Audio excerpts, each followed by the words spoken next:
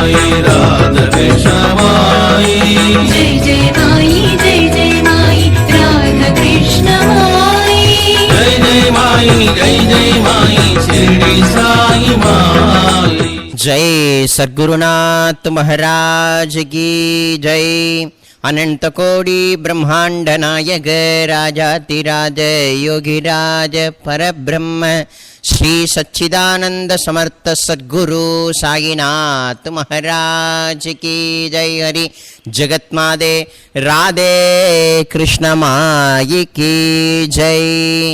ओम अभिरामिये angle शिवகாமியே सद्गुरु वाणिये सिद्ध महायोगिनिये अनंत कोटि ब्रह्मांड रूपिणिये शिरडी पुरवासिनिये द्वारका माई रूपिणिये श्री साई माये श्री राधे राधे कृष्ण माये नमो नमः। जगत्माते राधे कृष्ण माई की जय।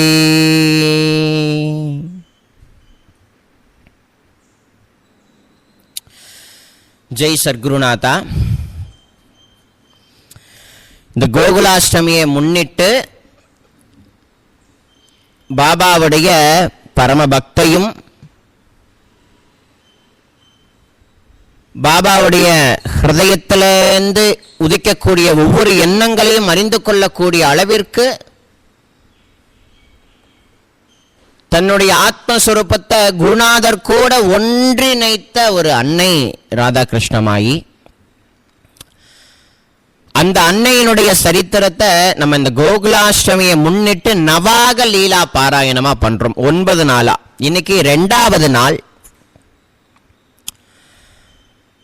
கடந்த பகுதியில் நம்ம அனுபவிச்சோம் என்ன அப்படின்னா, இந்த அன்னை சுந்தராபாய் ஷேர்ஷாகர் அப்படின்னு சொல்லக்கூடிய திருநாமத்தில் வேணு தாயி கணேஷ் ஷேர்ஷாகர் என்ற தம்பதிக்கு பிறந்ததாகவும், அந்த தம்பதிகள் அவங்க உயிரோடு இருக்கிற வரைக்கும் சின்ன வயதிலேயே 2 பேரும் தவறிட்டாங்க. அம்மா அப்பா தவறதுக்கு முன்னாடி அந்த குழந்தைய வளர்த்த விதம்னு ஒன்று இருக்கு இல்லையா, அந்த விதமானது ரொம்ப பாராட்டுதற்குரியது.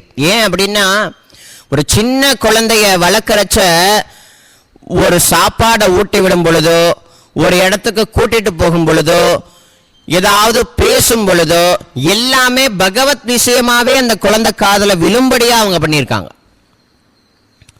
குழந்தைங்களுக்கு முன்னாடி சண்டை போடுறதோ, குழந்தைங்களுக்கு முன்னாடி தப்பான வார்த்தைகளை பிரயோகப்படுத்துறதோ, குழந்தைங்களுக்கு முன்னாடி அடிதடியோட இருக்கிறதோ, அப்படி இருந்தா அந்த குழந்தைங்களுடைய மனசு பாதிக்கப்பட்டு அதுல லயமாகி அதே குழந்தை சண்டை போடும் பொழுது தப்பான வார்த்தைகள் நம்ம பேசுறோம்னு வைங்களா, அந்த வார்த்தையை அதை பிடிச்சிக்கிட்டு அதுவும் பேச ஆரம்பிச்சிடும். புரியுது? இப்போதைக்கு இருக்கிற குழந்தைங்க எல்லாம் நல்ல ஞானவானமான குழந்தைங்களா இருக்கு. ஒரு விஷயத்த சொன்னா இந்த காலத்து குழந்தைங்க அப்படியே அப்சர்வ் பண்ணுதுங்க. ஆனா இந்த காலத்துல இருக்கக்கூடிய பெரியோர்களும் சரி பெற்றோர்களும் சரி அந்த குழந்தை முன்னாடியே தப்பான வார்த்தைகளை பயன்படுத்துறது, அடிச்சுக்கிறது, குழந்தைங்களுக்கு எதை சொல்லிக் கொடுக்கணுமோ அதை சொல்லிக் கொடுக்காம எதெல்லாம் வேண்டாததோ எல்லாத்தையும் சொல்லிக் கொடுக்கறது, செல்போனை கொடுத்து இதை நீ பாரு பாரு அப்படின்னு சமாதானப்படுத்துறதா நமக்கு நேரம் இல்லை. குழந்தைய வளர்க்கறதுக்கு, குழந்தைய போஷாக்கா கவனிக்கிறதுக்கு நமக்கு டைம் இல்லாம செல்போன்ன்ற ஒரு டப்பாவை கொடுத்துட்ட பிறகு அந்த செல்போனை ஃபுல்லா அப்சர்வ் பண்ணிடுது. செல்போனை திறந்து அதுல ஏதாவது சின்ன குழந்தைங்க வந்து விளையாண்டதை பார்த்தாதான் வாயில சாப்பாடு இறங்குது இப்போதைக்கு உள்ள குழந்தைங்களுக்கு. அதுவே தப்பு இல்லை, வேற வழியும் இல்லை. ஆனா அதே குழந்தைகளுக்கு அதே டப்பால ஸ்ரீ லிட்டில் கிருஷ்ணா வச்சு கொடுத்தாலோ அல்லது ஏதோ ஒரு பகவத் விஷயமான விஷயங்களை அந்த குழந்தைங்களுக்கு காட்டி காட்டி அதை ஊட்டி விட்டாலோ அந்த குழந்தைங்களுக்கு நல்லது உள்ள இறங்கும். ஆனா இப்போதைக்கு இருக்கிற குழந்தைங்க ஷார்ட்ஸ் பாக்குதுங்க, ரீல்ஸ் பாக்குதுங்க, பார்த்து பார்த்து என்ன ஆகுதுன்னா மனசு கெட்டு போயிடுது. சின்ன குழந்தை பருவத்திலேயே கெட்டு போயிடுது. புரியுதுங்களா? ஆனா சுந்தராபாய் அவங்களுடைய பெற்றோர்கள் வளர்த்த விதம் இருக்கு.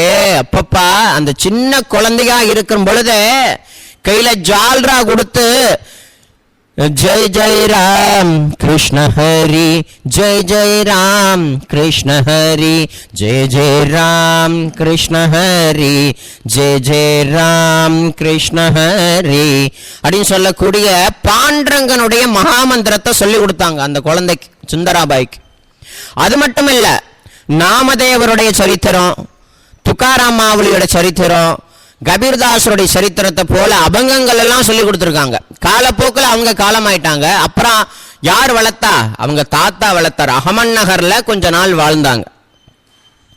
அப்படி வாழும் பொழுது அந்த சுந்தராபாயின்னு சொல்லக்கூடிய பெண்ணானவளுக்கு அவங்க தாத்தா எத்தனை விதமான கலைகள் உண்டோ அத்தனை விதமான கலைகளையும் கற்றுக் கொடுத்து, அது மட்டுமல்ல சாஸ்திரம், வேதம், உபநிஷத்து இது போன்ற விஷயங்களும் கற்றுக் கொடுத்து, நாட்டியத்தில் எத்தனை கலைகள் உண்டோ அத்தனை கலைகளையும் கற்றுக் கொடுத்து அந்த குழந்தைய வாழ்நாள் முழுக்க அந்த பகவத் சொரூபம், அதாவது பார்த்தீங்கன்னா பகவத் விஷயத்திலேயே மனசை ஈடுபடுத்தி அந்த சின்ன குழந்தைய பார்க்க போன ஆண்டாள எப்படி பெரியாழ்வார் வளர்த்தாரோ அதை போல அவங்க தாத்தா பாபு சாஹிப் கணேஷ் ஷீர்ஷாகரும் அந்த குழந்தைய அப்படி வளர்த்தாராம்.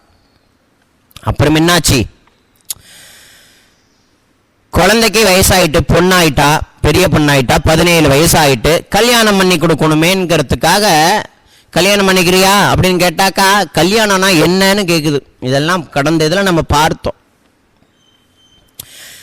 அப்புறம் என்ன, மீராபாயோட சரித்திரத்தை சொல்லி, துக்காராமாவோட சரித்திரத்தெல்லாம் சொல்லி அவங்கெல்லாம் கல்யாணம் பண்ணிட்டு நன்னா தான் பக்தி பண்ணாங்க, நீயும் கல்யாணம் பண்ணிட்டு நல்லா பக்தி பண்ணலாண்டின்னு சொன்னதுக்கு அப்புறம் ஒத்துக்கிட்டா அம்மா.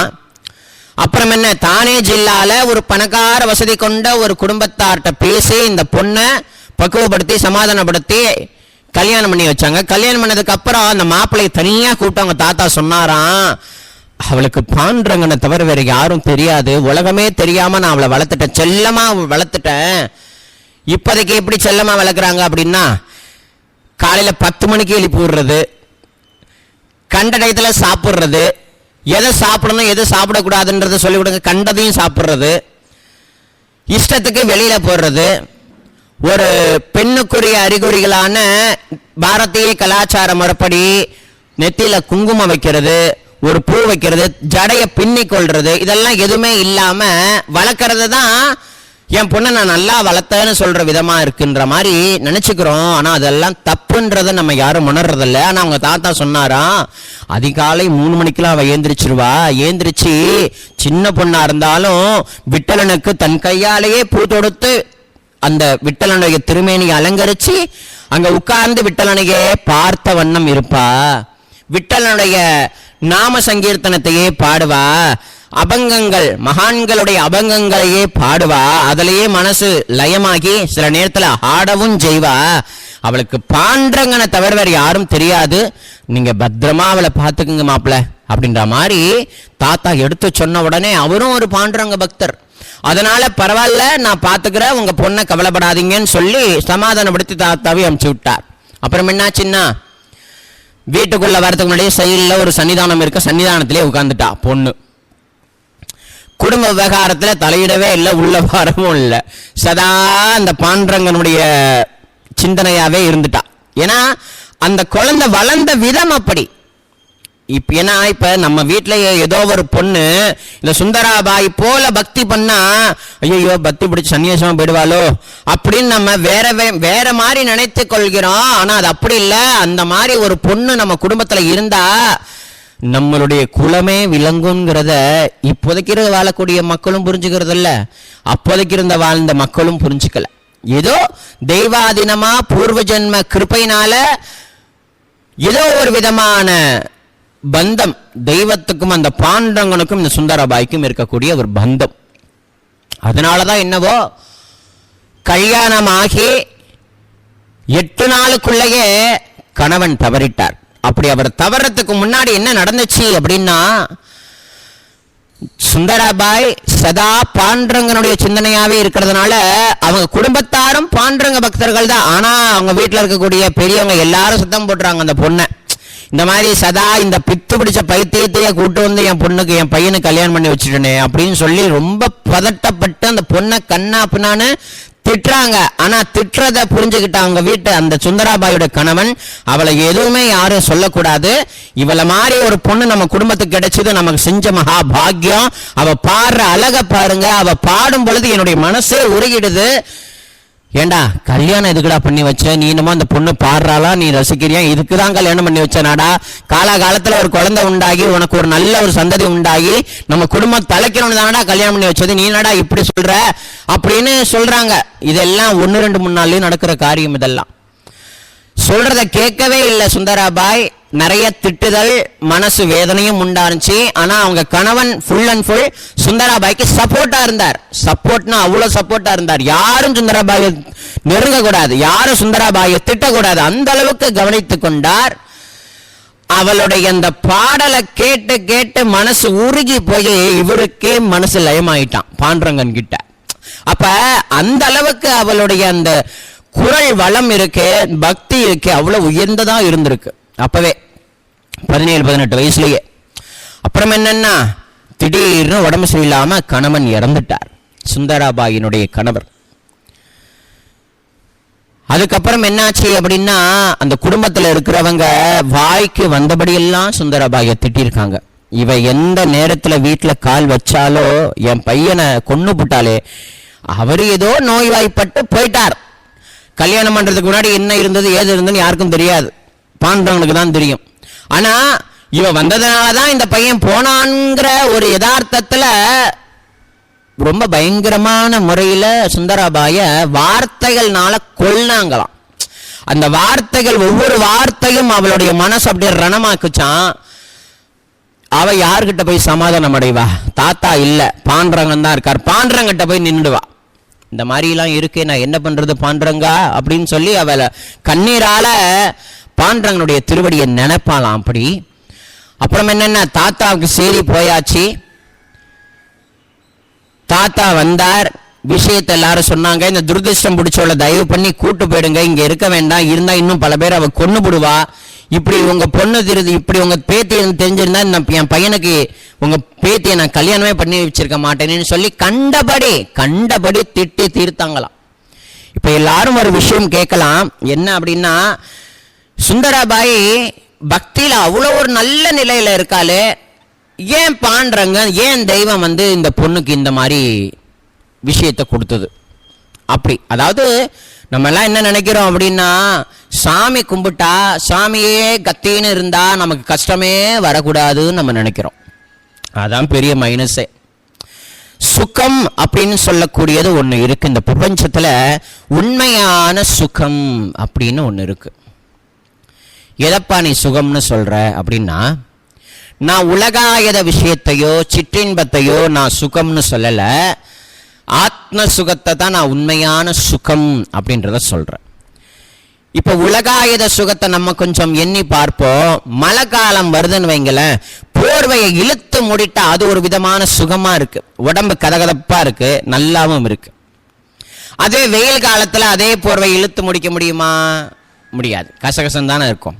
அப்ப காலகட்டத்துக்கு தகுந்தாற் போல விஷயங்கள் மாறுது இல்லையா? இப்ப வெயில் காலத்துல குளுகுளுன்னு ஏசி போட்டுக்கிறோம், ஆனா மழை காலத்துல ஏசி போட்டுக்கலாமா? அதுதான் குளுகுளுன்னு இருக்கே, அப்புறம் எதுக்கே நம்ம ஏசி வேணும் அப்படின்ற மாதிரி ஏசி கட் பண்ணி விடுறோம் இதுல வேற. அப்புறம் என்ன அப்படின்னா, குளிர் காலத்துல டீ நமக்கு எல்லாருக்கும் தேவைப்படுது, அதே வெயில் காலத்துல டீ ஐயா இந்த நேரத்தில் குடிப்பானே, ஜூஸ் குடிப்போயா அப்படின்ற சிந்தனை மாறுது. அதே மாதிரி உடல் ரீதியான சிற்றின்பம் சொல்லக்கூடிய ஒரு நிலை, உடலால இருக்கக்கூடிய அந்த செயல்பாடுகள் எல்லாமே காலப்போக்கில் மாறி மாறி நம்மளுடைய உடலானுடைய நிலை ஒரு வயதாகி ஒரு கிள வடிவத்தில் நம்ம இருந்தாலும் இல்ல ஒரு பாட்டி வடிவத்தில் இருந்தாலும் திரும்பவும் அந்த சிற்றின்பத்தில் மனசு லயமாகுமா அப்படின்னா லயமாகாது, அதை கேவலமா நினைக்கும். வெறும் சதையும் தோலையுமே நம்ம ரசிக்கிறோம், அதை அனுபவிக்க நினைக்கிறோம். கிழிச்சா என்ன அப்படின்னா உள்ள மலமும் மூத்திரமும் சதையும் ரத்தமும் தான் இருக்குமா. அப்ப இவ்வளவு நாள் அதையா நம்ம நேசிச்சோம், அதையா உலகத்திலேயே பெரிய சுகம்னு நினைச்சோம் அப்படின்றது ஒண்ணு. ரெண்டாவது, ஏரோப்ளைன்ல ஒரு 2 மணி நேரம் உட்காந்துட்டு போறோம்னா போகும்போது ஜாலியா இருக்கு, மேல போனா கீழே இறங்கி தானே ஆகணும். ஸோ அந்த மாதிரி வாழ்க்கையில எதெல்லாம் நம்ம உண்மையான சுகம் சுகம் சுகம்னு ஓடிக்கிட்டு இருக்கோமே, அதெல்லாம் தற்காலிகமான சுகம் அப்படின்றத நம்ம எல்லாரும் உணர்றதே சுத்தமா கிடையாது. பணம் காசு இருந்தா வெளியில போலாம், ஜாலியா ஊர் சுத்தலாம், ஜாலியா அப்படி இருக்கலாம் இப்படி இருக்கலாம் நினைக்கிறோம். அந்த மாதிரி விஷயங்கள் எல்லாம் எவ்வளவு நேரத்துக்கு நம்மளுடைய மனதில் லயமாகி ஒரு சுகத்தை கொடுக்கும்? தற்காலிகமான சுகம். 2:30 மணி வரைக்கும் நம்ம சினிமா தேட்டரில் உட்கார்ந்தாலும் சுகமா இருக்கு. 2:30 மணி முடிஞ்சா நீ வெளில போய் தான் ஆகணும், வெளியில வந்துதான் ஆகணும். குழு ஏசியில உட்காந்துட்டு திருப்பி மொட்டை வெயில நீ இறங்கிதான் ஆகணும். கார்ல போனாலும் ஃபிளைட்ல போனாலும் நீ இறங்கிதானே ஆகணும், கீழே பூமியில காலை வச்சுதானே ஆகணும், சுட்டுதானே ஆகும் பூமி.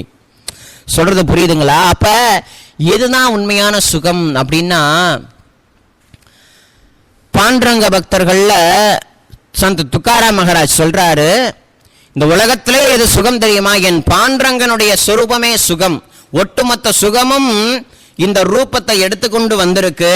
அந்த ரூபத்தை பாரு, அந்த ரூப நயனத்தை பார்த்து ரசனை பண்ணி உனக்குள்ள நீ ஏத்துக்கிட்டீன்னா அந்த சொரூபமானது உனக்குள்ள லயமாக லயமாக உண்மையான சுகம் என்னங்கிறத நீ நல்லா உணரலாம் அப்படின்ற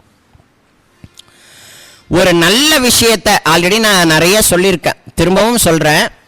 உள்ளுக்குள்ள நமக்கு எல்லாம் மனசுல நிம்மதி இல்ல, சதா சஞ்சலப்பட்டுக்கிட்டு இருக்கு. நமக்கு ஏன் இந்த மாதிரி துன்பம் வந்துச்சு, நமக்கு ஏன் இந்த மாதிரி கஷ்டம் வந்துச்சு, ஏன் நம்ம வாழ்க்கையில இப்படிலாம் நடக்குது, அப்படியே செத்துடலான்னு தோணுது அப்படின்ற அளவுக்கு, கழுத்தை பிடிக்கிற அளவுக்கு நமக்கு துக்கம் வந்து நம்மளை தள்ளுதுன்னு வைங்களேன். அதெல்லாம் ஏன் நடக்குது, எதுக்கு நடக்குதுன்னு நம்ம கொஞ்சம் ஆராய்ந்தோம் அப்படின்னா, இது நம்ம பூர்வ ஜென்மத்தில் அனுபவிக்க வேண்டிய விஷயங்கிறது ஒண்ணு. ரெண்டாவது, இதன் மூலமா நமக்கு ஒரு அனுபவ பாடம் கிடைக்குது. பகவான் அந்த எக்ஸ்பீரியன்ஸை கொடுக்கிறாரு. அந்த எக்ஸ்பீரியன்ஸை அனுபவிச்சு தானே பெற முடியும், அனுபவிக்காம பெற முடியுமா? இப்ப சுகத்தையும் துக்கத்தையும், இப்போ ஒரு லட்டு வாங்கிட்டு வந்து கொடுக்குறேன்னு வைங்களேன், லட்டை நீங்க சாப்பிடல, லட்டு எப்படி இருந்ததுன்னு கேட்டா சாப்பிடாம நான் எப்படியா நல்லா இருக்கு நல்லா இல்லைன்னு சொல்ல முடியும், நீங்களே கேட்பீங்க. அப்ப சுகத்தையும் துக்கத்தையும் நம்ம அனுபவிக்காம எப்படி நம்ம அதுல இருக்கக்கூடிய விஷயத்தை உணர முடியும்? அப்ப உணர முடியாது இல்லையா? அதனாலதான் பகவான் சுகத்தையும் தரான், துக்கத்தையும் தரான், நல்லதையும் நடத்தி வைக்கிறான், கெட்டதையும் நடத்தி வைக்கிறான். பகவானுடைய சங்கல்பம் இல்லாமல், குருநாதருடைய சங்கல்பம் இல்லாமல் இந்த உலகத்துல ஒரு இலையும் அசையாது அப்படின்றத நம்ம பூர்வமா நம்பணும். ஏன்னா இந்த உடல் மனசு புத்தி எல்லாம் நம்மளுடைய கட்டுப்பாட்டுக்குள்ள இருக்குன்னு நம்ம நினைக்கிறோம், அது முட்டாள்தனம். இந்த ஹிருதயம் யாரு கட்டுப்பாட்டுக்குள்ள இருக்கு? பிறந்ததுல இருந்து துடிச்சுக்கிட்டு இருக்கு. எங்க கொஞ்சம் ஒரு 10 நிமிஷம் நில்லுன்னு சொன்னா நிக்குமா? ரெண்டாவது, இந்த கண்ணுடைய இமைகள் இருக்கே, அந்த இமைகள் திறந்து மூடுது. இமைய நீ பிறந்ததுல இருந்து துடிச்சுக்கிட்டு இருக்க, மூடி மூடி திறக்கிற, நீ கொஞ்ச நேரம் நில்லுன்னு சொன்னா கேட்குமா? புரியுது? கேட்காது இல்லையா? இந்த உடம்புல ரத்த நாடி நரம்பெல்லாம் தானே இயங்கிக்கிட்டே இருக்கு. நீங்க எல்லாம் எவ்வளவு நேரம் துடிப்பீங்க? கொஞ்ச நேரம் நில்லுங்கன்னு சொன்னா கேட்குமா? அப்ப நம்மளுடைய உடம்பும் நம்மளுடைய மனசும் நம்மளுடைய புத்தியுமே நம்ம சொல்றத கேட்காதத போல கேட்கல. அப்ப ஏதோ ஒண்ணு மறைமுகமா ஏதோ ஒண்ணு இயக்குது இல்லையா? அது எது அப்படின்னா தெய்வத்துடைய கிருபை. தெய்வமே இந்த சரீரத்துக்குள் இருந்து, அதாவது உங்களுக்கு இன்னும் புரியும்படியா சொல்ல போனா, இந்த உடம்புல சைத்தன்யமான ஆத்மான்னு ஒண்ணு இருக்கிறதுனால தான் உள்ளுக்குள்ள ஒண்ணு இருக்கு. எது உள்ள இருக்குதோ அதனால தான் நம்ம பேசுறோம், அது இருக்கிறதுனால தான் நடமாடுறோம், அது இருக்கிறதுனால தான் நமக்கு காது கேட்குது, அது இருக்கிறதுனால தான் நம்முடைய வாய் பேசுது, அது இருக்கிறதுனால தான் நம்ம இது நல்லது இது கெட்டதுன்றதை உணர்றோம், அது இருக்கிறதுனால தான் எல்லாமே இயங்குறது. ஒரு நாள் இல்ல ஒரு நாள் நமக்குள்ள இருக்கக்கூடிய அந்த வஸ்து சைத்தன்யமானது வெளியில போயிட்டுன்னா, இவ்வளோ நாளா நம்ம எதை உயர்ந்ததா நினைச்சோமோ அது பேசாது. இவ்வளோ நாளா எதை நம்ம விரும்பினோமோ அது செயல்பாட்டிலே இருக்காது. சொல்றது புரியுதுங்களா? அப்ப உலகத்திலேயே உயர்ந்ததான ஒரு சத்துவ வஸ்து நமக்குள்ள ஆத்மஸ்வரூபமா நமக்குள்ள இருக்கு. அதுதான் அத்தனைக்கும் சாட்சி ரூபமாகவும் இருக்கு, அதுதான் பிரம்மாண்ட ரூபமாகவும் இருக்கு, அதுதான் சர்வ ஜீவராசிகளுக்குள்ளேயும் ஆத்மஸ்வரூபமா இருக்கு, சைத்தன்ய கணனா இருக்குங்கிறத நம்ம தாராளமா உணரணும். அப்ப எதுவுமே நம்ம கையில கிடையாது. அடுத்த நிமிஷம், அடுத்த அரை மணி நேரம், அடுத்த 10 நிமிஷம் என்ன நடக்கும்ங்கிறதே நமக்கு தெரியாத. யாரையாவது சொல்லுங்க, இப்ப நீங்க வீடியோ பாக்குறீங்க, இந்த வீடியோ எல்லாம் முடிஞ்சதுக்கு அப்புறம் நீங்க என்ன பண்ணுவீங்கன்னு உங்களுக்கு தெரியுமா? உங்க வாழ்க்கையில என்ன நடக்கும்ங்கிறது தெரியுமா? தெரியாது இல்லையா? அப்ப எதுவுமே தெரியாம தான் நம்ம வாழ்ந்துட்டு இருக்கோம். ஆனா எதுவுமே தெரியாம நம்ம வாழ்ந்தாலும் ஏதோ ஒண்ணு இயக்கி நம்மளை கொண்டு போது பார்த்தீங்களா? நம்மளுடைய புத்தியும் நம்மளுடைய அறிவும் நம் முன் ஜென்ம கர்ம வினைக்கு ஏற்றாற் போலதான் இயங்குங்கிறது சத்தியம். புரியுதுங்களா? அப்ப நம்ம வாழ்க்கையில வரக்கூடிய சுகமும் துக்கமும் எல்லாமே ஒரு விதமான அனுபவ பாடத்தை கொடுத்து நம்மளை எங்க கொண்டு போய் சேர்க்குதுன்னா, இந்த உலகத்துல எது அழியாதோ, எது சாஸ்வதமோ, எந்த பகவானுடைய திருவடியை நம்ம அடையணுமோ அந்த திருவடியை அது காட்டும். அதனாலதான் சுகத்தையும் துக்கத்தையும் மேல மேல நமக்கு அடி மேல அடியை கொடுத்துட்டே இருக்கார். அத போல சுந்தராபாய்க்கு ஆரம்பத்துல அவங்களுடைய தாய் தந்தை இறந்தாங்க. அது பெரிய அடி. அப்ப அவ சின்ன குழந்தையா இருந்ததுனால அதனுடைய அடியினுடைய விஷயத்தை அவள் உணரல. ஆனாலும் தாய் தந்தை இல்லை என்ற ஒரு வலி வேதனை அவளுக்கு உண்டு. கல்யாணமாகி ஒரே வாரத்துல கணவன் போயிட்டான். அப்ப அவளுடைய மனதானது தாங்கல. அவளுடைய கணவன் எவ்வளவு பெரிய பாக்கியசாலி எல்லாரும் கொஞ்சம் நினைச்சு பாருங்க. ஏன்னா அம்மா ஷிரடிக்கு வரப்போறாங்க. ராதாகிருஷ்ணமா என்ற திருநாமத்தை தாங்கி கொண்டு ஷிரடியில குருநாதனை உணர்ந்து கொண்டு அவரோடு ஒன்று கலந்து சேவை செய்ய போறாங்க. அப்படிப்பட்ட ஒரு ஜெகத் மாதாவுக்கே கணவனா அவர் கிடைச்சிருக்கார் அப்படின்னா எவ்வளவு பெரிய பாக்கியம். புரியுதுங்களா? இதே போல வெங்கமாம்பா அப்படின்னு சொல்லக்கூடிய ஒரு சரித்திரம், வெங்கமாம்பான்னு சொல்லக்கூடிய சரித்திரம். அந்த வெங்கமாம்பான்னு சொல்லக்கூடிய சரித்திரம் யார்? அவள் யார் அப்படின்னா, திருப்பதியில நித்தமும் துளசி மாலை சாத்துவாங்க. அந்த திருப்பதியில நித்தமும் துளசி மாலை சாத்திரத்துக்கு கருவியா இருந்த பக்தை இந்த வெங்கமாம்பா. வெங்கமாம்பான்னு சொல்லக்கூடிய பக்தை தான் திருப்பதியில அன்னதானம் சேவையை தொடங்கி வைத்தார்கள். அதனால வெங்கமாம்பா அன்னச்சத்திரம்னு இருக்கு. இப்போ நீங்க திருப்பதி போனா அந்த பேரை பார்க்கலாம், வெங்கமாம்பா வெங்கமாம்பா வெங்கமாம்பா நீங்க பார்க்கலாம். அந்த பக்த சாட்சாத் மகாலட்சுமியினுடைய அவதாரமே அந்த அன்னை. சாட்சாத் மகாலட்சுமியே பூமியில இறங்கி வந்தா. எதுக்குன்னா, நாராயணன் கிட்ட பிரார்த்தனை பண்ணாலாம், மகாலட்சுமி அம்மா நான் பூமியில இறங்கி நான் உங்ககிட்ட பக்தி பண்ணணும், எனக்கு கிருபை பண்ணுங்க சொல்லி கீழே இறங்கி ஒரு பெரியதான குடும்பத்தில் பிறந்து வளர்ந்து, இதே இந்த ராதாகிருஷ்ணமாயினுடைய சரித்திரமும் இந்த வெங்கமாம்பா சரித்திரமும், அது மட்டும் இல்ல சாரதா தேவி அம்மா சரித்திரமும், கிருஷ்ணாபாய் மாதாஜியினுடைய சரித்திரமும், கோதாவரி மாதாஜியினுடைய சரித்திரமும், அரவிந்தர் அன்னை அந்த அன்னையினுடைய சரித்திரமும், எல்லா மீராபாயினுடைய சரித்திரமும், கானோபாத்ராவினுடைய சரித்திரமும், எல்லா சரித்திரத்தையும் ஒன்னு சேர்த்தா இந்த ராதாகிருஷ்ணமாய் சரித்திரம் நமக்கு தாராளமா உணர முடியும். சாரதா தேவி எத்தகைய அன்பு கொண்டு ராமகிருஷ்ண பரமேஸ்வரோட ஒன்று கலந்து சேவை புரிந்தார்களோ, அப்படிப்பட்ட ராமகிருஷ்ணா மிஷினை உருவாக்கினார்களோ அந்த அன்னை தான் உருவாக்கி இருக்காங்க. சரிங்களா? அத போல கிருஷ்ணாபாய் மாதாஜி கஜன் கார்டன் சொல்லக்கூடிய ஆனந்த ஆசிரமத்தை அந்த அன்னை தான் உருவாக்கி இருக்காங்க. புரியுதுங்களா? அதே மாதிரி அரவிந்தர் கூட இருந்த அன்னை அரவிந்தருடைய புகழை வெளில கொண்டு வந்து, அரவிந்தருடைய புகழை வெளிக்கொண்டு வந்து அப்படி ஒரு சமஸ்தானமாகவும் அதை ஆக்கி வைத்திருக்காங்க. கோதாவரி மாதாஜி சக்கோரியில உபாசினி மகராஜுக்காகவே வாழ்ந்து உபாசினி மகராஜினுடைய புகழை வெளியில கொண்டு வந்தது இந்த கோதாவரி மாதாஜி. தேவகி மாதாஜி இப்ப லைவ்ல வாழ்றாங்க. அவங்க யோகி ராம் சுரத்மா மகாராஜுக்காகவே பிறந்து வளர்ந்து அந்த சுவாமியை அடைந்து இப்பவும் அந்த யோகி ராம் சுரத்மா மகாராஜுக்காகவே வாழ்ந்து கொண்டு இருக்காங்க. அத போல இந்த நான் இப்ப சொன்ன இல்லையா, சாரதா தேவி, கிருஷ்ணபாய் மாதாஜி, தேவகி மாதாஜி, கோதாவரி மாதாஜி, அரவிந்தர் அன்னை, இது போன்ற சொன்ன இல்லையா, இந்த பக்தர்களுடைய இந்த பக்தைகள், இவங்கெல்லாம் பக்தைகள் இல்ல, சாட்சாத் ஜெகன்மாதாக்களே. அந்த பரதேவதையான அம்பாலை இந்த ரூம் எடுத்து வந்து ஒரு மகானுக்கு சேவை புரிஞ்சிருக்கா. சோ அத போல வெங்கமாம்பா, அந்த வெங்கமாம்பா அவர்களும் சரி சின்ன வயசுலயே கல்யாணம் பண்ணி வச்சாங்க. கொஞ்ச நாள் கணவன் மனைவி பிரிச்சாங்க, அப்புறம் திரும்பவும் சேர்த்தாங்க. முதல் நாள் இரவு அன்னைக்கு அந்த வெங்கமாம்பா தன்னை கட்டின கணவனுக்கு சாட்சாத் ஜெகன்மாதாகவே தரிசனம் கொடுத்திருக்கா. அம்மா அந்த வெங்கமாம்பா கொடுத்த உடனே காலில் விழுந்துட்டார். முதல் நாள் இரவு அன்னைக்கு காலில் போய் விழுந்துட்டார். அம்மா அப்படின்ட்டார், அம்மா அப்படின்ட்டார். கட்டின கணவனே அம்மா அப்படின்ட்டார். அந்த ஜெகன்மாதாவா வந்த வெங்கமாம்பாக்கு தன்னுடைய கணவன் இறக்க போறது ஆல்ரெடி எப்பவோ தெரியும். பாம்பு கடிச்சு அவர் இறந்து போயிடுவார்.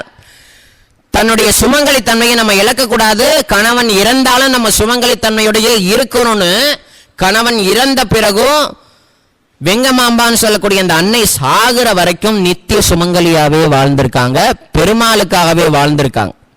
சாரதாதேவி அம்மாவோட சரித்திரம் தான். அதை போல இந்த சுந்தராபாய் அப்படி சொல்லக்கூடிய அந்த சின்ன பொண்ணுக்கும் தன்னுடைய எதிர்காலம் என்ன, நம்ம என்னவா ஆக போறோங்கிற ஒரு தூரத்து பார்வை அந்த சின்ன பொண்ணுடைய மனசுலையும் தெரிஞ்சிருக்கு. அதனாலதான் என்னவோ பகவான் அந்த பொண்ணுக்கு அந்த சின்ன வயசுலயே படாத பாடுபடுத்தி எடுத்து அந்த குழந்தைக்கு பக்குவத்தையும் வாழ்க்கையினுடைய அறியாமையையும் பாடமா புகுட்டி இந்த உலகத்துல எதுப்பா நித்தியம் எது அசத்தியம், இந்த மனுஷ பிறவி எதுக்கு எடுத்திருக்க, நீ எங்க பயணம் பண்ணிக்கிட்டு இருக்கங்கிறத உணர்த்தினான் பகவான். தாத்தா வந்தார், பாபு சாஹேப் கணேஷ் ஈர்சாகர், எல்லாரும் பேத்தியை பிடிச்சி வாங்குன்னு வாங்குறாங்க. என் பையனை கொண்டுவிட்டான், என் பையனை கொண்டுவிட்டான்றாங்க. மனசு ரணமாக்கிக்கிட்டு அழுவுறா சுந்தராபாய் அம்மா. கடைசியில் தாத்தா வந்து இனிமே இங்க இருக்க வேண்டாமா, நம்ம போயிடுவோமான்னு சொல்லி அகமது நகருக்கு அழைச்சிட்டு வந்து பிக்குபாய், அந்த சுந்தராபாய்க்கு நெருங்கின தோழி இந்த பிக்குபாய், அந்த பிக்குபாய்க்கும் அதே நிலைமை தான். கல்யாணமாகி கொஞ்ச நாள்ல கணவன் இழந்தாச்சு. அவளும் சுந்தராபாயும் க்ளோஸ் ஃப்ரெண்டு. தாத்தா கூடவே அந்த பொண்ணு வந்தாச்சு. 3 பேரும் அகமது நகர்ல இருக்காங்க. அங்கேயும் மனசு சமாதானமாகல. தாத்தா பார்த்தார், உன் மனசுக்கு யார் பிடிச்சிருக்கோ அந்த பகவானுடைய சேத்திரத்துக்கு நம்ம போயிடலான்னு சொல்லி பண்டர்பூருக்கே கூட்டு வந்துட்டார். ஆனாலும் மனசோடைய அந்த ரணமும் அந்த வலியும் வேதனையும் சுந்தராபாயியுடைய மனதை விட்டு அகலல. ஆனாலும் பாண்டரங்கன் மேல அவங்க அம்மா அப்பா சின்ன வயசுல இருந்து வளர்த்ததனுடைய ஒரு தாத்பரியமா, அவங்க தாத்தா எண்ணற்ற மகான்களுடைய சரித்திரத்தை சொன்னதனுடைய தாத்பரியமா, அந்த மகான்கள் எல்லாம் சுந்தராபாய் பார்க்கல. ஆனா அந்த மகான்களுடைய சகவாசம் கொண்ட நூல்களை சரித்திரங்களை தெரிந்து கொண்டதனால என்னவோ மனசு தானா பக்குவப்பட்டுச்சு. உலகத்துல யாரும் நம்மளுடையவங்க கிடையாது. அம்மாவோ அப்பாவோ சொந்தமோ பந்தவோ அக்காவோ தங்கச்சியோ யாரும் நம்மளுடையவங்க கிடையாது. எல்லாரும் தனியா வந்தா தனியா தான் போகணும். இங்க யாரும் நிலையானவங்க இல்லைங்கிற சத்தியத்தை அவள் உணர்ந்தாள் சுந்தராபாய் அம்மா. எல்லாரும் சுந்தராபாயா இருக்க முடியுமா அப்படின்னா இருக்க முடியாது. அந்த சத்தியத்தை உணர்ந்து கொண்டு இனிமே இந்த உலக சம்பந்தமான வாழ்க்கை எனக்கு வேண்டாம், எனக்கு பகவத் சம்பந்தமான அந்த வாழ்க்கை வேணும், ஆத்மீக வாழ்க்கைக்கு நான் என்னையே அர்ப்பணிக்கிறேன்னு சொல்லி சதா பாண்டரங்கனுடைய தியானமாகவும் சதா பாண்டரங்கனுடைய பஜனையாகவும் சதா பாண்டரங்கனுடைய கைங்கரியமாகவே பண்டர்பூர்ல அம்மா வாழ்ந்தா. கிட்டத்தட்ட ஜனாபாய் கானாபாத்ரா போல. ஜனாபாயின்னு சொல்லக்கூடிய குழந்தை பண்டர்பூர் சேத்திரத்துக்கு வந்திருக்கு பாண்டரங்கனை தரிசனம் பண்ண. பாண்டரங்கனை தரிசனம் பண்ண மாத்திரத்துல இனி பண்டர்பூர் தான் என்னுடைய ஊரு, நான் பண்டர்பூர் விட்டு வரமாட்டேன்னு சொல்லி அம்மா அப்பா கூப்பிடுறாங்க. நான் வரவே மாட்டேன், என்னுடைய அம்மா அப்பா அதோ பாண்டரங்கன் தான் என் அம்மா அப்பா, ருக்மிணி மாதா தான் என்னுடைய அம்மான்னு சொல்லி குழந்தை அடம் பிடிச்சிட்டு பெத்தவங்க கூட போவே இல்லை. கடைசியில நாமதேவர் அந்த குழந்தை யாருன்றதை உணர்ந்தார். அது போன ஜென்மால துவாபர யுகத்துல ஒரு கிழவியா கூணு விழுந்த கிழவியா இருந்தது. கம்சனுக்கு சந்தனம் அரைச்சு கொடுக்கக்கூடிய கிழவியா இருந்தால் அவளுடைய அந்த பக்தி, அவ வந்து சந்தனம் அரைக்கும் போதெல்லாம் கிருஷ்ணனை நினைச்சுக்கிட்டு சந்தனம் இறப்பாளாம். ஒரு நாள் கண்ணனே வந்துட்டான் அந்த இடத்துக்கு. வந்து எனக்கு கொஞ்சம் சந்தனம் கூடன்னா கண்ணன் உடனே எல்லா சந்தனத்தையும் எடுத்து அந்த பாட்டியானவள் கண்ணனுக்கு கொடுக்கும் பொழுது கண்ணன் பூசிக்கொண்டு ஆனந்தத்துல என்ன பண்ணான் அப்படின்னா தன்னுடைய கட்ட விரல்ல அந்த கிழவியினுடைய கட்ட விரல் அனுமிக்கை கூட நிமித்து அழகான பெண்ணாக கொடுத்தானா இந்த தேசத்துக்கு. ரூபத்தையே மாத்திட்டானா கண்ணன்.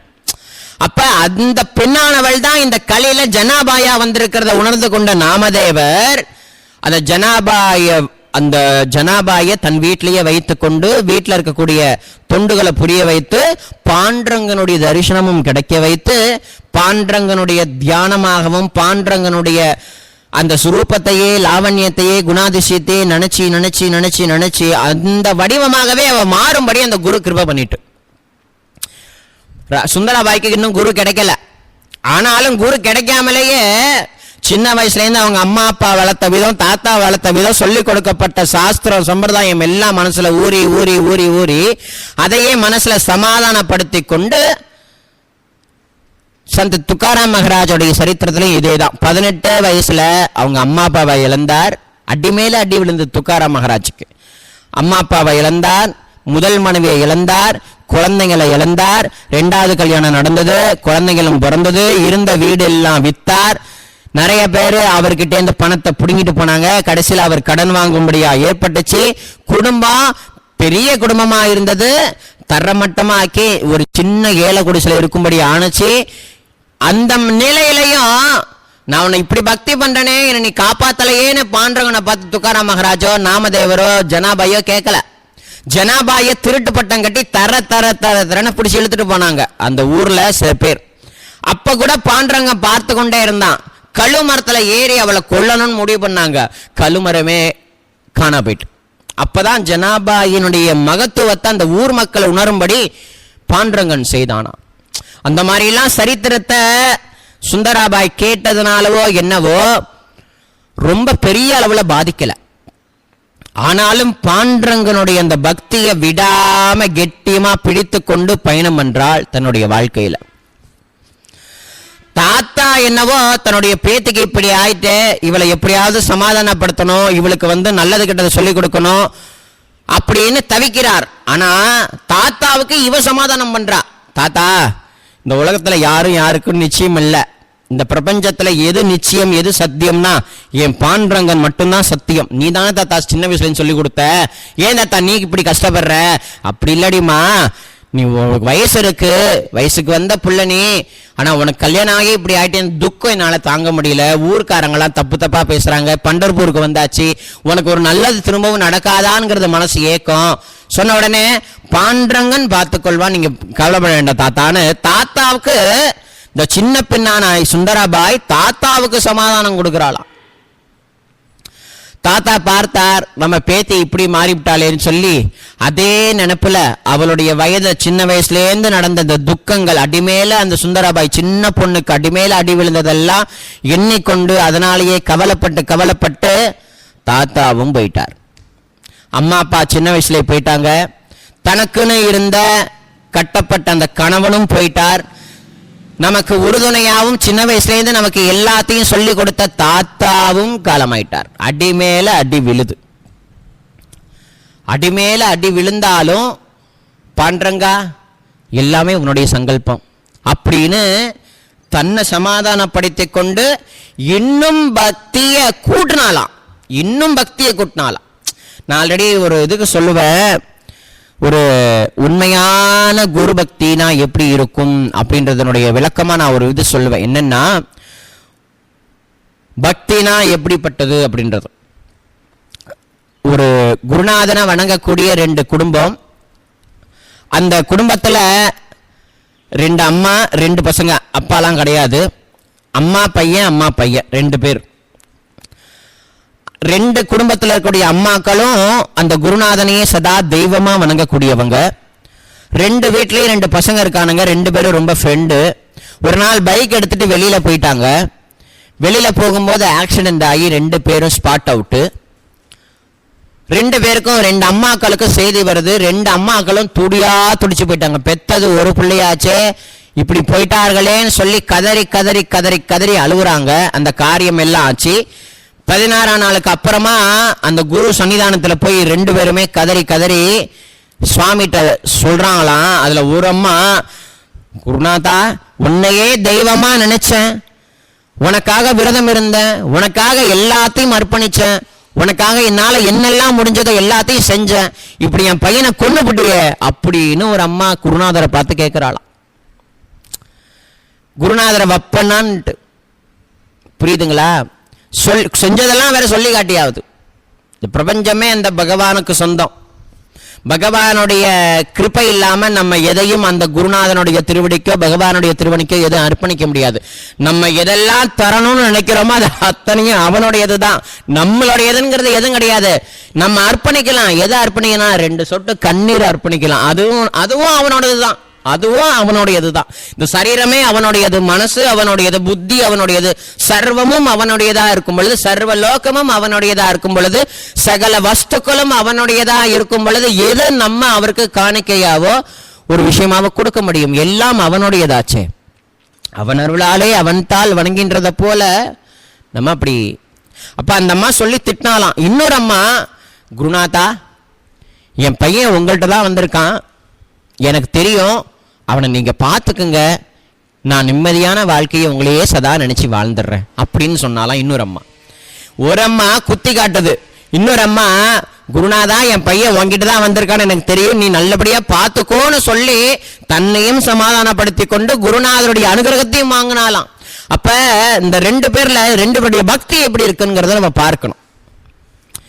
நம்ம தெய்வத்தையும் மகான்களையும் வழிபாடு பண்றோம் அப்படின்னா, நம்ம ஏதோ உலக விஷயத்துக்காக தான் நம்ம நாடி அந்த குருநாதனையோ இல்ல ஒரு தெய்வத்தையும் நாடி நம்ம வணங்குறோம் அப்படின்னா, தெய்வத்தையும் குருநாதனையும் எதுக்கு வணங்குறோங்கிற ஒரு உண்மைத்தன்மையோட நம்ம வணங்கணும். என்ன அப்படின்னா, உலக விஷயத்துக்காக ஏதோ ஒரு விஷயத்தை பெறணுன்றதுக்காகவா நம்ம அந்த சுவாமியை வழிபாடு செய்யறோம் அப்படின்னா, அதுக்காக வழிபாடு செய்யலாம். அதை காட்டிலும் இன்னொரு சத்தியம் இருக்கு.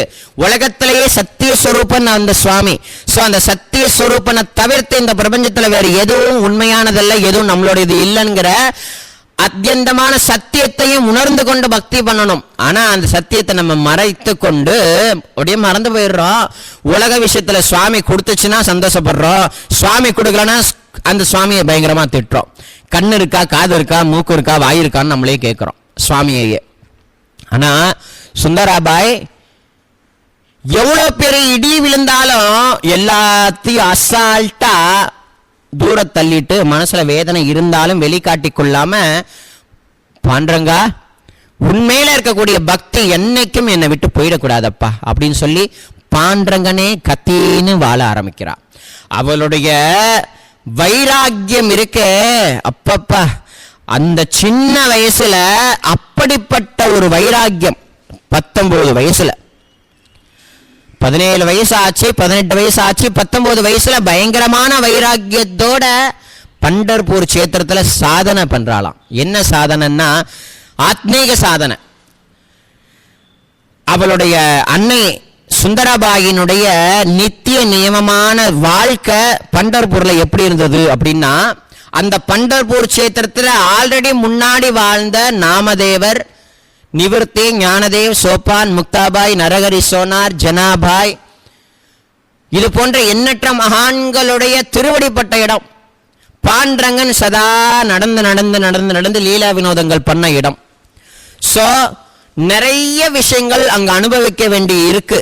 சோ அந்த எல்லா மகான்களுடைய வழிகாட்டுதல் பெயர்ல சந்திரபாகா நதி தீர்த்தத்துல ஸ்நானம் பண்ணி, புண்டலீகன் சொல்லக்கூடிய அந்த புண்டலீகன் தான் பண்டர்பூர் சேத்திரம் உருவானதுக்கு மூலமான புருஷன். சோ அந்த பக்தனை தொழுது அங்கிருந்தபடி வீதி பஜனை, சேத்திர பஜனை, அந்த சேத்திரம் முழுக்க பாண்டரங்கனுடைய நாமத்தை சொல்லிக்கொண்டு, ஜெய் ஜெய் விட்டல பாண்டுரங்கா, ஜெய் ஜெய் விட்டல பாண்டுரங்கா, ஜெய் ஜெய் விட்டல பாண்டுரங்கா, ஜெய் ஜெய் விட்டல பாண்டுரங்கா, ஜெய் ஜெய் விட்டல பாண்டுரங்கா, ஜெய் ஜெய் விட்டல பாண்டுரங்கா, விட்டல விட்டல பாண்டுரங்கா, விட்டல விட்டல பாண்டுரங்கா, விட்டல விட்டல பாண்டுரங்கா, விட்டல விட்டல பாண்டுரங்கான்னு சொல்லக்கூடிய பாண்டரங்கனுடைய நாமாவையே சொல்லிக்கொண்டு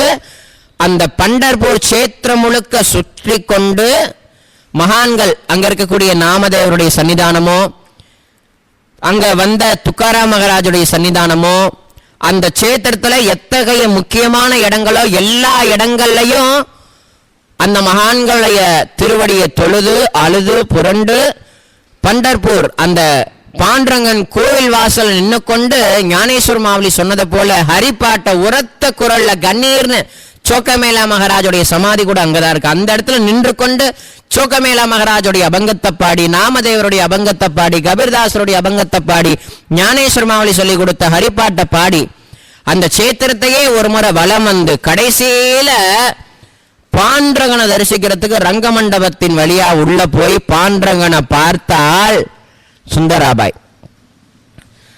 சந்த் துக்காராம் மகாராஜ் வந்து சொல்லி கொடுத்திருக்கார் பாண்டரங்கனை எப்படி பார்க்கணும் அப்படின்றது, பாண்டரங்கனை எப்படி அனுபவிக்கிறோம். இது பாண்டரங்கன் தான் இல்ல, சாய்நாதருக்கும் சமமாகும்.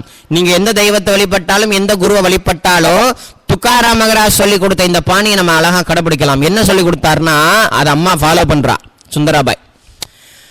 அப்படியே இந்த பாண்டரங்கன் முன்னாடி போய் நிற்கணும், அந்த சொரூபத்தை கண்ணால பார்த்து கொண்டே இருக்கணும். பாபா அதை தானே சொன்னார், நீ என்ன பாரு நான் உன்னை பாக்குறேன்னார். கண்ணை முடியலாம் தியானம் பண்ணா லயமாகாது, நீ என் கண்ணை திறந்துக்கிட்டே பாருன்னாராம் பாபா.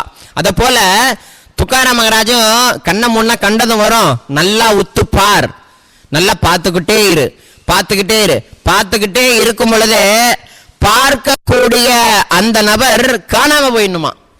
இப்ப பாண்டரங்கனுடைய ரூபத்தை சாய்நாதருடைய ரூபத்தை பார்த்துக்கிட்டே இருக்கும் அப்படின்னா அந்த ரூபம் மட்டும்தான் இருக்கும், பார்க்கக்கூடிய ஆள் இல்லாம போயிடணுமா. அந்த அளவுக்கு பார்க்கணுமா. அந்த சொரூபத்தை அப்படியே உள்ளுக்குள்ள வாங்கி உள்ளுக்குள்ள இறக்குற மாதிரி பார்க்கணுமா. கண்ணை மூடனா அந்த ரூபம் தெரியணுமா, கண்ணை திறந்தா அந்த ரூபம் தெரியணுமா. அந்த அளவுக்கு ரசனையோட பாண்டரங்கனுடைய ரூபத்தை பார்த்தால் அந்த சுவாமி நமக்குள்ள வந்து பிரதிஷ்டா தானே ஆயிடுமா அப்படின்றாராம் துக்காராம் மகாராஜ். நம்ம பார்க்கக்கூடிய நம்ம காணாம போகிற அளவுக்கு பார்க்கணுமா. அப்ப சாய்நாதரை நம்ம எந்த அளவுக்கு பார்க்கணும், அதனால இதெல்லாம் ஒரு எடுத்துக்காட்டு. அத போல பாண்டரங்கனை சதா பார்ப்பாலாம், பார்த்து தன்னிலை மறந்து அபங்கங்கள் பாடி கண்ணில் தாரதாரையா நீர் விட்டு. ஜனாபாயுடைய அபங்கம்னா அவளுக்கு ரொம்ப பிரீதி, மீராபாயினுடைய அபங்கம்னா சுந்தராபாய்க்கு ரொம்ப பிரீதி. ஏன்னா ஜனாபாய் வந்து மனுஷ பிறவி எடுத்தும் உன்னை நான் பார்க்கலையே பாண்டரங்க அப்படின்னு சொல்லி கதறி கதறி கதறி கதறி அபங்கத்தை பாடுவாளாம். அதை யார் எழுதுறாருன்னா பாண்டரங்க உட்கார்ந்து எழுதுனாராம். அதை ஞானேஸ்வரம் அவளை பார்க்கிறார். ஏ பாண்டரங்க என்னமோ எழுதுறியே, என்னடா எழுதுற? நான் ஒன்னும் எழுதலையே அப்படின்னாராம் பாண்டரங்க.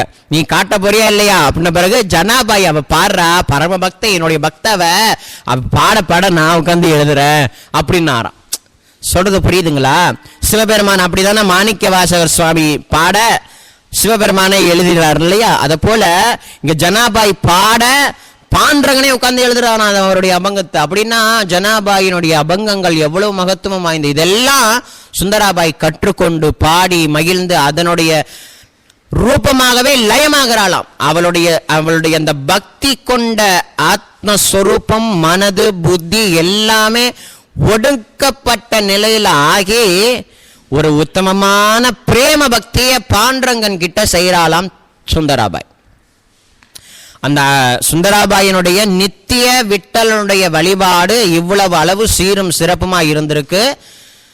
இதெல்லாம் சொல்லிக் கொடுக்கப்பட்ட அந்த மகான்கள் எதெல்லாம் பின்பற்றி சொல்லிக் கொடுத்தார்களோ அதன்படி இந்த சுந்தராபாய் தன் வாழ்க்கையை நித்திய நியமமா வாழ்றா. அப்படி ஒரு நாள் தன்னுடைய அதீத பக்தியினால ஒரு சம்பவம் நிகழுது. பண்டர்பூர்ல பகவானுக்கு செய்யக்கூடிய ஏதோ ஒரு சடங்கு காரியங்கள் நேரமாயிட்டு சரியான நேரத்துல பாண்டரங்கனுக்கு ஆரத்தி எடுக்கப்படல, நைவேத்தியம் பண்ணப்படல. இத சேத்திரமெல்லாம் சுத்திட்டு உள்ளுக்குள்ள வந்த சுந்தராபாய் தெரிந்து கொண்டு கோபப்பட்டுட்டா. என்ன நினைச்சுக்கிட்டு இருக்கீங்க? என் பாண்டரங்கன் சின்ன குழந்தை இங்க இருக்கான், அவனுக்கு நீங்க ஏன் டயத்துக்கு சாப்பாடு கொடுக்கல, அவனுக்கு பசி தாங்க மாட்டான் அப்படின்னு சொல்லி தன்னிலை மறந்து ஏதோ ஒரு பாவத்தோடு ஆவேசப்பட்டுட்டாலாம் சுந்தராபாய். ஆவேசப்பட்ட உடனே அந்த பூசாரிகளுக்கு ரொம்ப கோபம் வந்துட்டு இவளை உண்டு இல்லைன்னு ஆக்கணும்னு சொல்லி சுந்தராபாய் இனிமே இந்த பாண்டரங்கன் கோயிலுக்குள்ளேயே வரக்கூடாது, பாண்டரங்கன் கோவிலுக்குள்ளேயே வரக்கூடாதுங்கிற கட்டளை போடும்படி ஆயிட்டு. சுந்தராபாய் அதுக்கப்புறம் என்ன பண்ணார் அப்படின்னா கோயிலுக்குள்ளேயே வர முடியாத மாதிரி ஆயிட்டு. சோக்கமேளா மகாராஜுக்கு அப்படிதான். பாண்டரங்க சடாரணம் பிடிச்சி கோயிலுக்குள்ள கருவறைக்குள்ள இழுத்துட்டு வந்துட்டான். அதை தெரிந்து கொண்ட பாண்டரங்கன் தான் இழுத்துட்டு வந்திருக்கார். அவரோட லீலையை காமிச்சார். கடைசியில சோக்கமேள மகாராஜ் கருவறையில இருந்துட்டார்.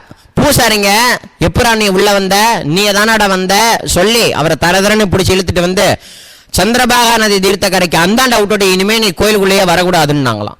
கோயிலுக்குள்ளேயே நீ வரக்கூடாது, சோக்கமேளா மகாராஜுக்கு என்ன நிகழ்ந்ததோ அதே தான் சுந்தராபாய்க்கும் நிகழ்ந்தது.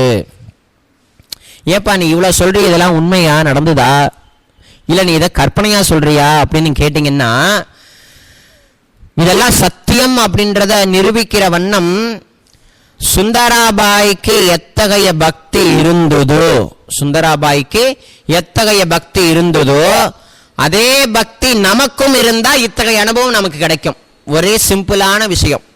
சுந்தராபாய்க்கு மட்டும்தான் இல்ல, ஜனாபாயினுடைய பக்தி நமக்குள்ள இருந்தா, துக்காராம் மகாராஜனுடைய பக்தி நமக்குள்ள இருந்தா, நரசிம்ம சுவாமிகளுடைய பக்தி நமக்குள்ள இருந்தா, ராதாகிருஷ்ண சுவாமிகளுடைய பக்தி நமக்குள்ள இருந்தா, அவங்களுக்கு ஏற்பட்ட உயர்ந்த அனுபவங்கள் நம்ம வாழ்க்கையிலும் ஏற்படும்.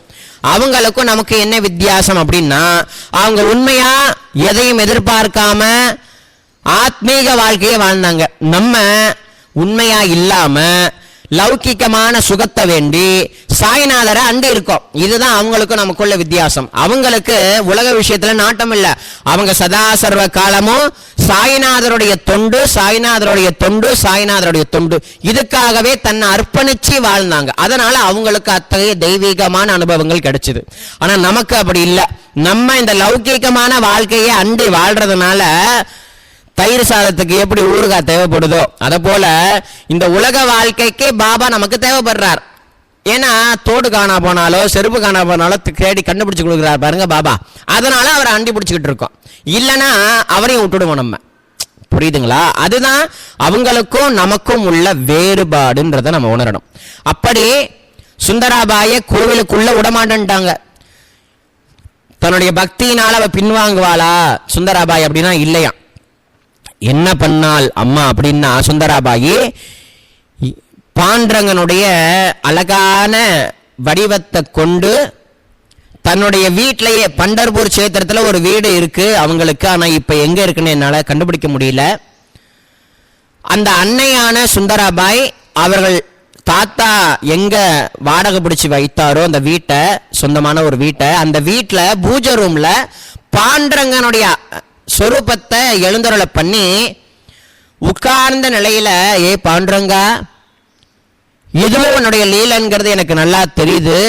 சோக்கமேளா மகாராஜுக்கு நீ எத்தகைய கிருபை பண்ணியிருக்கங்கிறது எனக்கு தெரியும் பாண்டரங்கா. இந்த ஊர் மக்கள் எல்லாரும் ஜனாபாய சோக்கமேளா மகாராஜ ஊர்ல இருந்து விரட்டி அடிக்கணும்னு எவ்வளவோ எத்தனிச்சாங்க. சோக்கமேளா மகாராஜ இந்த சேத்திரத்தை விட்டு அக்கறைக்கு கொண்டு போய் விட்டுட்டாங்க. ஆனாலும் பாண்டரங்கா, நீ அவர் வீட்டுக்கே போய் தயிர் சாதத்தை கேட்டு வாங்கி சாப்பிட்டியே, எனக்கு நல்லா ஞாபகம் இருக்கு பாண்டரங்கா. எதுவுமே காரண காரியம் இல்லாம நீ நிகழ்த்த மாட்ட. இதனுடைய விளக்கமானது எதிர்காலத்துல எனக்கு புரியும். ஆனாலும் நான் கோவிலுக்குள்ள வரல, அவங்க தடுத்துட்டாங்க. நீ கோவிலுக்குள்ளதான் இருக்கங்கிறது இல்லப்பா, நீ இந்த பிரபஞ்சம் முழுக்க வியாபிச்சிருக்க, இந்த என் வீட்டு பூஜை மொழி இருக்க மாட்டியா அப்படின்னு சொல்லி அன்றாட தன் வாழ்க்கையில வீட்டுக்குள்ள இருந்து கொண்டு சதா விட்டலனுடைய ரூப தியானம், சதா நாம ஜபம், சதா பாராயணம், சதா அபங்க பாராயணம், இப்படியாவே தன் வாழ்நாள கரைச்சிருக்கா சுந்தராபாய் அம்மா. இதெல்லாம் ஒரு தபசு. அந்த வயசுல இப்படிப்பட்ட தபசு இருந்திருக்கான் சுந்தராபாய்க்கு. அப்படிப்பட்ட பக்தியத்தான் ஷிரடிக்கு பாபா இழுக்க பார்க்கிறார். ஏன்னா அவர் காரியம் நிறைவேறணும்ல ஷிரடியில. அதனால பாருங்க, இது இந்த லீலையெல்லாம் சொல்ல சொல்ல அவ்வளோ விஷயங்கள் அடங்கி இருக்க சுந்தராபாய் அந்த அன்னையினுடைய வாழ்க்கை. ஒரு தருணத்துல ரொம்ப ஏக்கமாயிட்டு, பாண்டரங்கா, ஜனாபாய்க்காக நீ அவளை தேடி ஒரு முறை போன, அவளுக்கு தரிசனம் கொடுத்த, துக்காராம் மகாராஜுக்கு நீ இப்படிலாம் தரிசனம் கொடுத்துருக்க, நாமதேவர் மகாராஜுக்கு வீட்டு வேலைக்காரனாவே நீ அவருடைய வீட்டில் வேலை செஞ்சிருக்க, எல்லாமே எனக்கு தெரியுது. எனக்கு ஒரே ஒரு ஆசை பாண்டரங்கா, உன்னை வந்து நான் அர்ச்சாவதார மூர்த்தியா நீ இந்த பண்டர்பூர்ல எப்படி அழகே வடிவான சுகம், ஒட்டுமொத்த சுகமும் நீதாண்டா பாண்டரங்கா. உன்னையே சதா நினைச்சுட்டு இருக்கேன், எனக்கு உன்னுடைய ஒரு தரிசனம் கிடைக்காதா அப்படின்ற ஒரு பெரியதான ஏக்கம். ஜனாபாய் அபங்கத்துல அப்படிதான் தன்னை, அதாவது இந்த மனுஷ பிறவி எடுத்தோம், இந்த கண்கள் படைக்கப்பட்டும் உன்னை நான் பார்க்காம நான் இருக்கனே பாண்டரங்கா, இதே சன்னிதான திருத்துல நான் இருந்து கொண்டு உள்ள வர முடியாம நான் தவிக்கிறேனே பாண்டரங்கா. எனக்கு என்னுடைய குரு நாமதேவருடைய வீட்டுல சதா வேலை இருக்கு, 24 மணி நேரமும் தொடர்ந்து வேலை இருக்கு. உன்னை பார்க்க வர அடியார்கள் எல்லாருமே இங்க வராங்க. அவங்க உனக்கு இப்படிப்பட்ட அலங்காரம் பண்ணியிருக்குன்னு ரசனையா சொல்லும் பொழுது நான் அப்படியே நினைச்சு பார்த்துப்பேன். ஆனா ஒரு முறை கூட உள்ள வந்து என்னால பார்க்க முடியலையே பண்றங்க, ஒரு முறை நான் உன்னை உள்ள வந்து பார்க்கணும் தரிசிக்கணும் அப்படின்னு சொல்லி ஏங்குறாளாம். அத போல இந்த சுந்தராபாயும் தன்னுடைய அந்த ஏக்கத்துல வந்து ரொம்ப அதீதமான முறையில பக்திய செலுத்தக்கூடிய நிலையில இருக்காங்க. அந்த ஏக்கமானது பாண்டரங்கனை இழுத்துட்டு வந்துட்டு எங்க அப்படின்னா சுந்தராபாயினுடைய பூஜா ரூமுக்கே பாண்டரங்கன் பிரத்யட்சமான முறையில தரிசனம் கொடுக்க கிருபை பண்ணார். எப்பொழுதும் சதா தியானத்துல உட்கார்ந்திருக்கக்கூடிய சுந்தராபாய் அன்றைய பொழுதுல மனசுல ஃபுல்லா சுந்தராபாய் பாண்டரங்கனுடைய தியானமாவே இருக்கா. உள்ளுக்குள்ள ஆனந்தமான அந்த பாண்டரங்கனுடைய ரூபத்தையே நினைத்து நினைத்து அதோடு லயமாகி இருக்கா. திடீர்னு பாண்டரங்கனை உள்ளுக்குள்ள காணும்.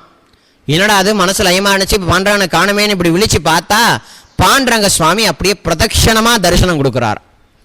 பாண்டரங்கனை நேருக்கு நேரா அப்படியே தரிசனம் பண்ணாள் சுந்தராபாய். அந்த வயதுல பாண்டரங்கனுடைய அந்த சுந்தரமான அழகே வடிவான பெரிய பெரிய யோகிகளுக்கும் கிடைக்கக்கூடியாத ஒரு பரமபாக்கியம். பாண்டரங்கனே கத்தின்னு வாழ்ந்த எண்ணற்ற பாண்டரங்க பக்தர்களுக்கு கிடைத்த அதே தரிசனம் சுந்தராபாய்க்கு அந்த தரிசனம் கிட்டியது. அதோட மட்டும் இல்ல, சுந்தராபாய் கிட்ட பாண்டரங்கன் பேசவும் செய்தான். அவளால நைவேத்தியத்துக்கு வைக்கப்பட்ட நைவேத்தியத்தை ஏற்றுக்கொண்டார். சுந்தராபாயினுடைய ஆறுதலான ஒரு வார்த்தை என்ன தெரியுமா சொன்னார்? நீ கவலைப்படாத சுந்தராபாய், உனக்கு குருவா நானே வரேன் அப்படின்னாராம். உனக்கான குருவா நானே வரப்போறேன், நீ கவலைப்படாதன்னாராம். உனக்கான குரு நானே தான், நானே உனக்கு குருவா வந்து அருள் செய்வேன், நீ கவலைப்படாத, நீ பிறந்ததனுடைய அர்த்தத்தை நான் உனக்கு கொடுக்கிறேன் அப்படின்னு சொல்லி கிருபை பண்ணி மறைஞ்சிட்டான். அப்படி சதா சர்வ காலமும் பாண்டரங்கனுடைய தியானத்திலே இருந்த அந்த சுந்தராபாய்க்கு பாண்டரங்கனுடைய தரிசனமும் கிடைச்சி, ஏன் குருவா நானே உனக்கு வரேன் அப்படின்னா, ராமகிருஷ்ண பரமேஸ்வரா இருக்கட்டும், நந்தனாரா இருக்கட்டும், துக்காராம் மகாராஜா இருக்கட்டும், நாமதேவரா இருக்கட்டும், வெங்கமாம்பாபா இருக்கட்டும், ஹாதிராம் பாபாஜியா இருக்கட்டும், இவங்கெல்லாம் குருவை தரிசிக்கிறதுக்கு முன்னாடியே பகவான சாட்சாத்காரமா தரிசனம் பண்ணவங்க. ஆனா தரிசனம் பண்ணதுக்கு அப்புறமா எனக்கு எதுக்கு குரு, எனக்கு குருவே வேண்டான்னு கொஞ்சம் அலட்சியமா இருந்துட்டாங்க. ஆனா அந்த சுவாமி பார்த்து கருணை கொண்டு என்ன தெரியுமா பண்ணார்? குரு இல்லாம வித்தை இல்ல, குரு இல்லாம ஞானம் இல்ல, குருவுடைய கிருப்பை இல்லாம நீ என்னை வந்து அடைய முடியாது. திருக்கட்சி நம்பிகளுக்கும் அப்படிதான் சொன்னார் வரதராஜ பெருமாள். குருன்னு ஒருத்தர் இல்ல அப்படின்னா நீ என்கிட்ட வர முடியாது. ஏதோ நீ என் மேல பிரேமையான பக்தி செலுத்துற, அதனால நான் உனக்கு பட்ட கடன் அடைக்கிறதுக்கு உனக்கு தரிசனம் கொடுத்தேன். ஆனா நீ என்னை உணரணும், நீ என்ன முழுசா அப்படியே அனுபவிக்கணும், அத்வைத ரூபமா என்ன நீ உணரணும் அப்படின்னா ஒரு குருவை அடைந்து அந்த குருநாதர் கிட்ட பக்தி செய்து அந்த குருவுடைய கிருப்பைக்கு பாத்திரமாகி அந்த குருவே உனக்கு ஆத்ம சாட்சாத்காரத்தை கொடுப்பார். அப்படிப்பட்ட குருவை நீ தேடி அடையணும்னு சொல்லிதான் ராமகிருஷ்ண பரமேஸ்வரருக்கோ ஞாமதேவருக்கோ துக்காராம் மகாராஜுக்கோ அனுகிரகம் பண்ணதை போல சுந்தராபாய்க்கும் நீ பண்ண பக்தியினுடைய பிரதிக்காக நான் உனக்கு தரிசனம் கொடுத்தேன், கவலைப்படாத, உன்னுடைய பிறவி பயனை அடையறதுக்கு மோட்சகதியை நான் உனக்கு அனுப்புறதுக்கு நானே உனக்கு குருவா வரேன்னாராம். சந்த் துக்காராம் மகாராஜ் பக்தி செய்தார், பாண்டரங்களுடைய தரிசனத்தை பலமுறை பெற்றார். ஊருக்குள்ள அவருக்கு குரு இல்லைன்ற ஒரு எண்ணம், அந்த எண்ணத்தை தீக்கிறதுக்காக பாண்டரங்கனே பாபாஜி சைத்தன்யரா ரூபம் எடுத்துக்கொண்டு வந்து துக்காராம் மகாராஜுக்கு அவர் சதா ராமகிருஷ்ண ஹரின்ற நாமத்தை சதா ஜபம் பண்ணக்கூடியவர். அதே நாமத்தை குரு வடிவில் வந்த பாண்டரங்கன் துக்காராம் மகாராஜுடைய காதுகள்ல ஜெய் ராம் கிருஷ்ண ஹரி, ராம கிருஷ்ண ஹரின்ற நாமத்தை உபதேசம் பண்ணாராம். நாமதேவருக்கும் அப்படிதான். சோ பகவானுடைய தரிசனத்தை பெற்றாலும் குருங்கிறவர் அவசியன்ற தாத்பரியத்தை இந்த உலகுக்கு பகவான் உணர்த்துறார். குரு இல்லைன்னா மோட்சம் கிடையாது. குரு சொன்னாதான்ப்பா நான் அவனுக்கு மோட்சம் கொடுக்க முடியும்.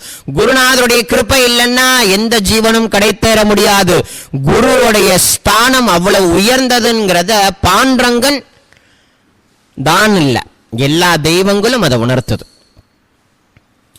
முருகப்பெருமான் இல்லார்லயே அருணகிரிநாதருக்கு எப்படி அனுகிரகம் பண்ணார், பாம்பன் சுவாமிகளுக்கு எப்படி அனுகிரகம் பண்ணார், இதெல்லாம் நம்ம கொஞ்சம் எண்ணி பார்க்கணும். கிருபானந்த வாரியாருக்கு எப்படி முருகப்பெருமான் குரு வடிவில் வந்து அனுகிரகம் பண்ணார், புரியுதுங்களா? அம்பாளுடைய விஷயத்தை எடுத்தாலும் அப்படிதான் அனுகிரகம் பண்ணியிருக்காள். ஐயப்ப சுவாமியினுடைய விஷயத்தை எடுத்தீங்கனாலும் அவரும் அப்படிதான் அனுகிரகம் பண்ணியிருக்கார். சத்குரு சுவாமியே சரணம் ஐயப்பான்னு சொல்றோம் இல்லையா, அவரே சத்குருவா இருக்கார் ஐயப்ப சுவாமியே. அத போல சுந்தராபாய்க்கு நீ கவலைப்படாத, நானே உனக்கு குருவா வரேன்னு சொன்னாராம் பாண்டரங்கன். அப்புறமா அவளுடைய மனதுல ஒரு எண்ணம் உதித்தது. என்ன எண்ணம் அப்படின்னா, பாண்டரங்கனே எனக்கு குருவா வரார் அப்படின்னா அப்ப எனக்கு குருங்கிறவர் ரொம்ப அவசியம் அப்படின்றத உணர்ந்தால். ஏகநாதருடைய சரித்திரம், அவருக்கு பகவானுடைய தரிசனம் கிட்டி தௌதலாபாத்ல உன்னுடைய குரு இருக்கார், நீ அவரை போய் தரிசனம் பண்ணு அப்படின்னார். சத்குரு ஞானானந்தகிரி சுவாமிகள், சத்குரு ஞானானந்தகிரி சுவாமிகள் மங்களூர்ல பிறந்ததாகவும் அங்கே வளர்ந்ததாகவும் அங்கிருந்து ஒரு ஒளி அவரை நேர பண்டர்பூருக்கு அழைத்து கொண்டு போனதாகவும் சரித்திரம். பாண்டரங்கனே ஒரு பாகவதர் ரூபம் கொண்டு வந்து உன்னுடைய குரு அங்க இருக்கார், நீ போய் ஓடி போய் தரிசனம் பண்ணிக்கிறாராம். வந்தது பாண்டரங்கன் தான்ங்கிறத உணர்ந்தார் ஞானானந்தகிரி சுவாமி. சுப்பிரமணியன்னு பேரு அந்த பையனுக்கு. அப்புறம்தான் சத்குரு ஞானானந்தகிரி சுவாமிகளா மாறுறது. சிவரத்னகிரி சுவாமிகள் தான் அவருடைய குருநாதர். ஸோ அந்த குருவை தரிசனம் பண்ணி அந்த குரு கிருபைக்கு பாத்திரமாகி இன்னைக்கு திருவண்ணாமலையில தபோவனத்துல குடிகொண்டு இருக்கார். வரக்கூடிய அத்தனை பக்தர்களுக்கும் பக்தி ஞானத்தை வைராக்கியத்தை கொடுத்து கொண்டே இருக்கார் சத்குரு ஞானானந்தகிரி சுவாமிகள். அத போல அப்ப குருவுடைய முக்கியத்துவம் எவ்வளவு உயர்ந்ததுங்கிறத சுந்தராபாய் நன்றாக உணர்றால். அப்ப எனக்கு ஒரு குரு வேணுங்கிற தாபமானது சுந்தராபாயுடைய ஹிருதயத்துல ஏற்படுது. ஒரு பக்கம் கோயிலுக்குள்ள போக முடியாது, மறுபக்கம் சுந்தராபாயை இந்த பண்டர்பூரை விட்டே அனுப்பணும்ன்ற முடிவுல பாண்டரங்கன் ஒரு லீலை பண்றான். என்னன்னா ரொம்ப நெருக்கடி கொடுக்கறான். என்னன்னா பார்க்க அவ ஒரு தேவதை மாதிரி இருக்கா, இப்படி நிமிர்ந்தே பார்க்க மாட்டாள், யாரையும் எந்த ஆடவர்களையும் நிமிர்ந்து பார்க்க மாட்டாள். அப்படி அழகே வடிவானவள், குரல் அவ்வளவு இனிமையானது. அவளுடைய அபங்கம் ஒரு முறை பாடனா அவ்வளவு அழகா இருக்கும். அந்த நிலையில இருக்கக்கூடியவள். அங்க இருக்கக்கூடிய மக்கள் ரொம்ப நெருக்கடி கொடுக்கறாங்க. பார்க்க அழகா இருக்கா, இவளை நம்ம வீட்டு மாட்டு பொண்ணு ஆக்கிக்கலாமாங்கிற மாதிரிலாம் நிறைய எண்ணங்கள் ஏற்படுறதுனால இதுக்கப்புறம் நம்ம பண்டர்பூர்ல இருக்க வேண்டாம்ங்கிற எண்ணத்துக்கே அவளே வரா, சுந்தராபாய் அம்மாவே வரார்கள். அதுக்கு இடையில பாண்டரங்கனுடைய கிருஷ்ணபக்ஷ ஏகாதசி திதியினுடைய விழா வருது. ஆல்ரெடி இந்த பூஜகர்கள் அவங்க பாண்டரங்கனுடைய அந்த காலத்துல பாண்டரங்கனை வீதி உலா எடுத்துட்டு வருவாங்களாம். இப்ப அந்த மாதிரி வீதி உலா எடுத்துட்டு வரதில்ல. அந்த காலத்துல வீதி பஜனை பண்ணி பாண்டரங்கனை தெரு தெருவா வீதி உலா, இப்ப நம்ம ஊர்ல எல்லாம் வீதி உலா காட்சி நடைபெறுது இல்லையா, அதை போல பாண்டரங்கனையும் வீதி உலா காட்சி கொண்டு வருவாங்களாம். அப்ப அந்த பூஜாரிங்க இந்த சுந்தராபாய் வீட்டுல மட்டும் நிப்பாட்டக்கூடாது அப்படின்ற ஒரு கண்டிஷனும் போட்டு பாண்டரங்கனை ஊர் முழுக்க கூட்டு வராங்க. சுந்தராபாய் வீட்டு பக்கத்துல அந்த மேலவாத்தியம் அவங்க பஜனை எல்லாம் நடக்குது. சுந்தராபாய் வீட்டை விட்டு வெளியில வரல, ஜன்னலால அப்படி எட்டி பார்க்கிறாள். பார்த்தா பாண்டரங்கன் முன்னாடி காசு கொடுத்து நடனமாடக்கூடிய பெண்மணிகள் ஒரு பாவமும் இல்லாம ஒரு பக்தியும் இல்லாம டான்ஸ் ஆடுறாங்களாம் பகவான் முன்னாடி. உடனே கோபம் வந்துட்டு சுந்தராபாய்க்கு, உடனே இறங்கி வெளில போனாள். பக்கத்து வீட்டில் தான் பாண்டரங்கன் நிற்கிறான். இந்த வீட்டில் நிற்க கூடாதுன்றது முடிவு இல்லையா, பாண்டரங்கன் சுந்தராபாயை ஈர்த்து இழுத்தான். எல்லா பெண்களையும் என்னங்கடி ஆடுறீங்க, இந்த மாதிரிலாம் ஆடக்கூடாது, ஒரு பாவம் இருக்கணும், ஒரு பக்தி இருக்கணும் நடனத்துல சொல்லி சண்டைக்கு போனாள். அப்ப சுந்தராபாயை பார்த்து அந்த நடனம் புரியக்கூடிய ஒரு பெண்மணி, இந்த பொண்ணு என்ன நீ இப்படிலாம் பேசுற, எங்க நீ ஆடம் பார்ப்போம் அப்படின்னு கிளப்பி விட்டா. உடனே எல்லாரும் நவுருங்கன்னு சொல்லி சுந்தராபாய் தன்னுடைய இனிமையான குரல்ல, அவள் சதா கிருஷ்ணன் பக்தையா இருந்தா இல்லையா, மீராபாயினுடைய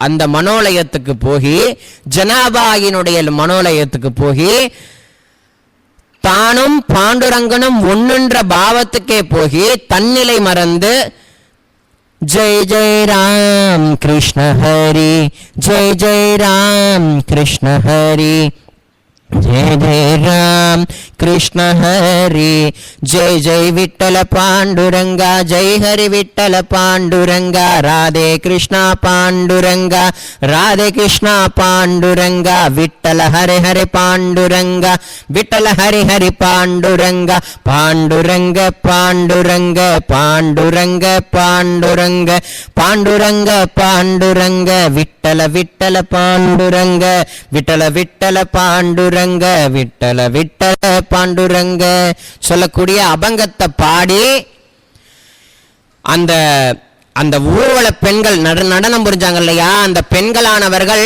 பார்த்து பொறாமப்படக்கூடிய அளவுக்கு அவ்வளவு அற்புதமான முறையில பாடினால் அந்த ஊர்வலமும் புறப்பட்டுச்சு. இவங்க வீடெல்லாம் தாண்டிச்சு நேரா பாண்டரங்கன் கோவில் சன்னிதானம் வரைக்கும் சுந்தராபாய் ஆடிக்கொண்டே போனாலாம். அப்ப சுந்தராபாய் நினைத்து கொண்டாலாம், ஏ பாண்டரங்கா, இவ்வளவு நாள் என்ன கோயிலுக்கு உள்ள வரவிடல, இப்ப நீ என் வீடு தேடி பக்கத்து வீட்டு வாசல் வரைக்கும் வந்து நின்ன, வீட்டுக்குள்ள இருந்து பார்த்த என்ன எப்படியோ வெளியில வர வச்சு உன்னுடைய சன்னிதானத்துல உன்னுடைய இந்த வீதி உலா காட்சியில என்னையும் ஆட்கொண்டு என் மூலமாவே இந்த பஜனையை முடிக்க வச்சுட்டியே பாண்டரங்கான்னு சொல்லி கதறி கதறி கதறி கதறி வீட்டுக்கு வந்த பிறகு அழுதாலாம். இது எல்லாவற்றையும் பிக்குபாய் அப்படின்னு சொல்லக்கூடிய பக்த பார்த்து கொண்டு ரசித்து கொண்டு சுந்தராபாய்க்கு சேவை செய்து கொண்டே இருக்கலாம். சுந்தராபாய்க்கு அப்படி ஒரு சேவை, அப்படி அந்த சேவை செய்ய செய்ய செய்ய செய்ய சுந்தராபாயுடைய, அதாவது ஒரு நார்ல பூ கட்டுறோம்னா அந்த பூல இருக்கக்கூடிய நறுமணம் அந்த நார்ல ஏறுறத போல அந்த சுந்தராபாய் கூடவே இருந்த பிக்குபாய்க்கும் அந்த பாவ பக்தி தொத்தி கொண்டதான், பக்தி வந்துட்டான் அந்த பிக்குபாய்க்கும். அவளுக்கும் பக்தி ஞானம் வைராக்கியம் அந்த விதமான பாவம்லாம் மனசுல லயிச்சுதான். காலம் ஆக ஆக இனிமே பண்டர்பூர்ல நிறைய நெருக்கடி வந்துட்டு வீட்டை விட்டு வெளியில வர முடியல. ஏன்னா நிறைய இந்த பொண்ணை எப்படியாவது நம்ம வீட்டு பொண்ணை ஆக்கிக்கணும்னு நிறைய பேர் துடிச்சிருக்காங்களா. இந்த மாதிரிலாம் அந்த பாண்டரங்க லீலை பண்ணியிருக்கா. ரொம்ப நாள் ஆச்சு. சுந்தராபாய் பூஜரம்ல உட்கார்ந்து, ஏ பாண்டரங்கா, நான் பாட்டுக்கு சதா சிவனேன்னு நான் பாட்டுக்கு உன்னை வந்து தரிசிச்சுக்கிட்டு இந்த பூமியில இருக்கேன், இந்த சேத்திரத்துல இருக்கேன். ஆனா கொஞ்ச நாளுக்கு கோயிலுக்குள்ள வந்தேன், கோயில் உள்ளதையும் தடுத்தேன். இப்ப என்னால வீட்டை விட்டு வெளியிலையும் வர முடியல. எனக்கு இந்த ரமாபாய போல கானோபத்ரா போல நீ எப்படி அவங்களுக்கெல்லாம் கிருபை பண்ணியோ பாண்டரங்கா, எனக்கும் அந்த கிருபையை பண்ணுப்பா. எனக்கு சதா உன்னுடைய அடியார்களுடைய சிந்தனையாவும் அடியார்களுடைய அபங்க சிந்தனையாவும் உன்னுடைய திருவடி சிந்தனையாவும் உன்னுடைய நாம சிந்தனையாவும் உன்னுடைய ரூப சிந்தனையாவும் சதா உன்னை தவிர்த்து எனக்கு வேற எந்த சிந்தனையுமே வேண்டாம் பாண்டரங்கான்னு கதர்னாலாம். திரும்பவும் பாண்டரங்கனுடைய அசிரீரி ஒண்ணு வந்து, கவலைப்படாத சுந்தராபாய், என்னுடைய வாக்க நீ நினைவு கூறு, நானே உனக்கு குருவா வருவேன் அப்படின்னு சொல்லி மறைஞ்சிட்டான். அந்த வார்த்தை பளிச்சுன்னு படிச்சான். அப்ப எனக்கு ஒரு குரு வேணுங்கிற சிந்தனையை பாண்டரங்கன் கொடுக்கிறார் என்ற உடனே ஏக்கன் ஞானேஸ்வர மாவுளி ஒரு முறை நாமதேவரை பண்டர்பூர்ல இருந்து கூட்டுட்டு வெளியூர் எல்லா கஷேத்திரங்களையும் சுத்தி காமிச்சிட்டு திரும்பவும் பண்டர்பூர்ல கொண்டு விட்டார். அப்ப அப்படி போகும் பொழுதுதான் நாமதேவருக்கு ஒரு குரு கிடைச்சார், விசோபா கேச்சர்னு சொல்லக்கூடிய குரு கிடைச்சார். அத போல அப்ப நானும் பண்டர்பூரை விட்டு வெளியில குருநாதனை தேடி அலையணுமோ, அதைத்தான் பாண்டரங்கன் விரும்புறானோ அப்படின்னு சுந்தராபாய் நினைக்க முடிவு செய்தால், பண்டர்பூரை விட்டு நான் வெளியில போறேன். இன்னைக்கு என்னுடைய குருநாதனை, எனக்கான குரு என்னுடைய பிறவிக்கான பலனை கொடுத்து என்னுடைய பாண்டரங்கன் கூடவே லயமாக்கக்கூடிய குருநாதன் யாரோ அந்த குருநாதனே என்னுடைய பாண்டுரங்கன். பாண்டரங்கனே சொல்லியிருக்கார், நானே உனக்கு குருவா வருவன்னு. அப்ப எனக்கான குருநாதனே என் பாண்டுரங்கன். அந்த குருநாதனை தேடி இனிமே நான் ஒரு நிமிஷத்தையும் வேஸ்ட் பண்ணாம நான் இந்த பண்டர்பூரை விட்டு கிளம்புறேன்னு சொல்லி முடிவெடுத்து தன்னுடைய தோழியான பிக்குபாய் கிட்ட சொல்றா, இந்த மாதிரி நான் தேச சஞ்சார யாத்திரை போறேன் என்னுடைய குருநாதனை தேடி. இதே போலத்தான் பற்பல விதமான சோதனைகளுக்கு உட்படுத்தி சத்குரு ஞானானந்தகிரி சுவாமிகள் தன் குருவை தேடி போனார். ராதாகிருஷ்ண சுவாமிகள் தன் குருவை தேடி போனார். சிவனேசன் சுவாமிகள் தன் குருவை தேடி போனார். பி.வி. நரசிம்ம சுவாமிகள் தன் குருவை தேடி போனார். சிவம்மா தாயி தன் குருவை தேடி போனார். இந்த மாதிரி நிறைய பக்தர்கள் தனக்கு ஒரு குரு வேணும், தனக்கு ஒரு குரு வேணும், தனக்கு ஒரு குரு வேணும்ன்ற ஏக்கத்துல பக்தி பாவத்துல கிளம்பி போய் தன் குருவை அடைந்தார்கள், உயர்ந்த ஸ்திதியை பெற்றார்கள். புரியுதுங்களா சொல்ல வருது? அதே போல பாவத்தோட சுந்தராபாய் பண்டர்பூரை விட்டு கிளம்புறதுக்கு தயாராகிறார். ஒரு ஜோல்னா பை, அந்த ஜோல்னா பையில ஏகநாதருடைய சரித்திரம், ராமாயணம், ஞானேஸ்வரி, ஒரு கிருஷ்ணனுடைய சொரூபம், மார்போடு அணைத்து வைக்கக்கூடிய ஒரு கிருஷ்ண சொரூபம், கட்டிக்கிறதுக்கு 2 வஸ்திரம், துளசி மாலை அணிந்து கொண்டு பண்டர்பூர்ல சந்த் ஞானேஸ்வர் மாவுளி, நாமதேவர், பாண்டரங்கன் எல்லா மகான்களும் சேர்ந்து எங்கிருந்து யாத்திரைக்கு புறப்பட்டார்களோ, அது ஒரு 12ஆம் நூற்றாண்டுல எல்லா மகான்களும் ஒன்று கூடி எங்கிருந்து நாமதேவரை ஞானேஸ்வர மாவுளி அழைத்து கொண்டு போனாரோ அதே இடத்துல போய் சுந்தராபாய் நிற்கிறார். அங்க சந்திரபாகா நதி தீர்த்த கரையிலிருந்து பாண்டரங்கன் கோவிலை பார்த்த வண்ணம் திரும்பி திரும்பி திரும்பி திரும்பி பார்க்கிறாள். எப்படின்னா ஒரு தாயை விட்டு பிரியறத போல, தன்னுடைய ஒரு பதியை விட்டு மனைவி பிரியறத போல, அந்த ஒரு தாய் பசுமாட்டை விட்டு கன்று பிரியத போல அந்த ஒரு பிரியக்கூடிய பாவத்துல பக்தியோட பாண்டரங்கனுடைய அந்த கோபுரத்தையே பார்த்த வண்ணம் திரும்பி திரும்பி திரும்பி திரும்பி பார்த்து சந்திரபாகா நதி தீர்த்தக்கரை வரைக்கும் தன் தோழியான பிக்குபாய் கூட வராள். பிக்குபாய், நீ கவலைப்படாத, பாண்டரங்கனுடைய சங்கல்பம்னு ஒண்ணு இருந்தா என் குருநாதனை நான் அடைவேன். எந்த குருநாதர் எனக்கு பாண்டரங்கனா தரிசனம் கொடுக்கிறாரோ அந்த குருநாதர் தான் என்னுடைய ஆத்ம பந்து, என்னுடைய பாதுகாவலன். அவர் தான் எனக்கு எல்லாமே, என்னுடைய அடையாளம் அவர் தான், என்னுடைய ஆதாரம் அவர் தான், என்னுடைய குரு அவர் தான், எனக்கு எல்லாமே சர்வஸ்வமா இருக்கக்கூடிய பாண்டரங்கனே என் குருவா இருக்கார். அதனால என்னுடைய குருநாதனை தேடி நான் பயணிக்கிறேன், நீ பத்திரமா இரு. பாண்டரங்கனுடைய சங்கல்பம்னு ஒன்று இருந்தா திரும்பவும் நான் உன்னை வந்து சந்திக்கிறேன்னு சொல்லி பிரிய முடியாத பாவ நிலையில பண்டர்பூர் கஷேத்திரத்தை விட்டு சுந்தராபாய் வந்து நேரா கிளம்பி பண்டர்பூர்லேருந்து நேரா கிளம்பி அந்த தீர்த்த கரையிலேருந்து பயணிக்கிறா. அப்படி பயணிக்கும் பொழுது பிக்குபாய் ஓன்னு அலறா, இப்படிப்பட்ட ஒரு அக்காவை நம்ம இழந்துட்டோமேன்னு சொல்லி அழுது கொண்டே பாண்டரங்கனுடைய சிந்தனையாவே அவளும் அவளுடைய வீட்டுக்கு போறாள். சுந்தராபாயினுடைய சிந்தனையாவே சுந்தராபாய் பண்டர்பூரினுடைய எல்லையை தாண்ட போறாள். எப்படி சத்குரு ஞானானந்தகிரி சுவாமிகளுக்கு ஒரு பாகவதர் ரூபத்துல வந்து உன்னுடைய குரு அங்க இருக்கா, நீ போய் தரிசிக்கலான்னு சொல்லி கிருப பண்ணாரோ, அதே பாண்டரங்கன் இப்பவும் அதே பக்தி பாவத்தோட யார் பண்டர்பூர் போனாலும் ஏதோ ஒரு ரூபத்துல பாண்டரங்கனே வந்து அவங்களுக்கு உதவியும் பண்றான், தொண்டும் பண்றான், தரிசனமும் கொடுக்கிறான். அது போல பக்தியே வடிவானவளா, ஞானமே வடிவானவளா, தன்னுடைய குருவை தேடி ஏகநாதரை போல ஒரு பாவ பக்தியோட பண்டர்பூரை விட்டு கிளம்புறவளுக்கு பாண்டரங்கன் ஏதாவது கிருப பண்ணாமலா இருப்பான்? அவரே பாகவத ரூபமா வந்து சுந்தராபாய் முன்னாடி நின்று ஏதோ ஒரு பாகவத ரூபமா வந்து பண்டர்பூருடைய எல்லையில சுந்தராபாய்க்கு தரிசனமும் கொடுத்து சுந்தராபாயினுடைய கழுத்துல ஒரு அழகான துளசி மாலையும் கொடுத்து, நீ எதை நோக்கி பயணிக்கிறியோ அந்த காரியம் உனக்கு நடக்கும், உன்னுடைய குரு உனக்கு கிடைப்பார்னு சொல்லி அனுகிரகம் பண்ணாராம் ஒரு பாகவத ரூபத்துல பாண்டுரங்க.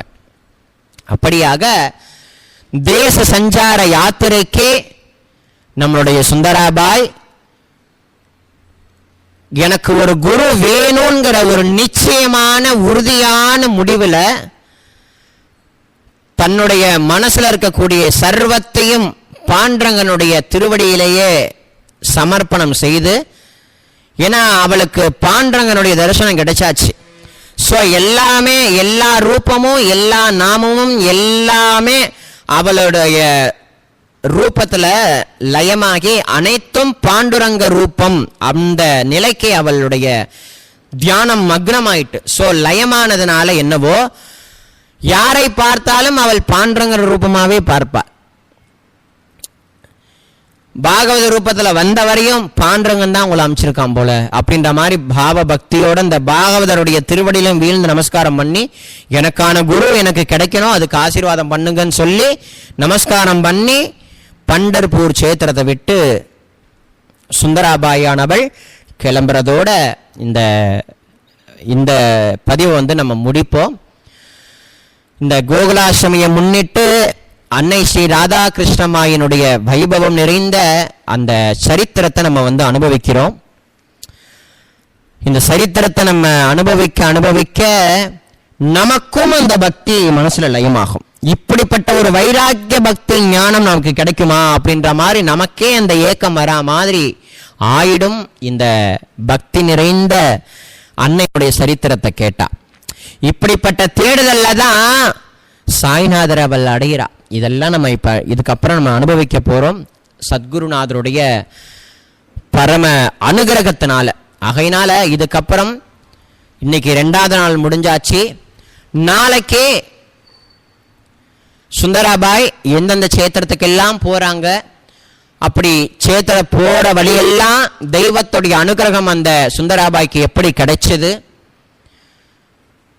அப்படி செல்லக்கூடிய அந்த தேச சஞ்சார யாத்திரை எத்தனை வருஷமா அவ அந்த யாத்திரையில ஈடுபடுறாள், அந்த யாத்திரையில சுந்தராபாய்க்கு ஏற்பட்ட ஆத்ம அனுபவங்கள் எல்லாத்தையுமே நம்ம நாளைக்கே அனுபவிப்போம் அப்படின்றத சொல்லி எல்லாருக்கும் நமஸ்காரம் பண்ணிக்கிறேன்.